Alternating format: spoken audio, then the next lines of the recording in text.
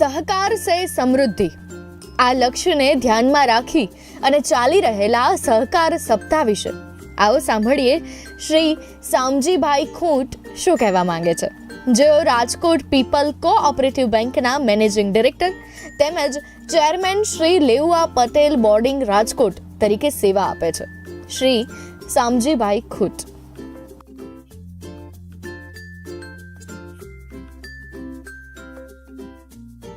હું Samjibhai Khunt, managing director Rajkot people's cooperative bank અને chairman Shri Leuva Patel boarding રાજકોટના છેલ્લા 35 વર્ષથી સેવા આપું છું. રેડિયો રાજકોટ 89.6 ના તમામ શ્રોતાઓને દીપાવલીની શુભકામના, નૂતન વર્ષના અભિનંદન તેમજ નૂતન વર્ષથી એટલે કે તારીખ 14 નવેમ્બરથી શરૂ થતા સહકાર સપ્તાહની ખૂબ ખૂબ શુભેચ્છા પાઠવતા આનંદ અનુભવું છું. સહકારથી સમૃદ્ધિ તરફ દોરી જતા માનનીય વડાપ્રધાન શ્રી નરેન્દ્રભાઈ મોદીએ નવું ઊભું કરેલું સહકાર મંત્રાલય છે.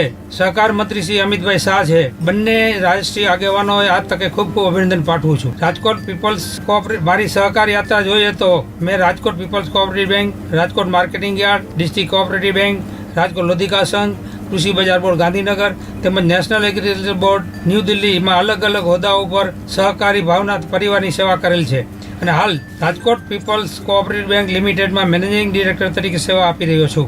મારા કામથી ઘણો સંતોષ છે, કારણ કે રાજકોટની જનતાએ બેંક ઉપર મૂકેલ વિશ્વાસ આજ પણ અડગ છે. તમામ શ્રોતાઓને દીપાવલીની શુભકામના, નવા વર્ષના અભિનંદન અને સહકારી પ્રવૃત્તિએ વેગ આપવા ભાવનાથી સહકાર સપ્તાહની ઉજવણી કરીએ.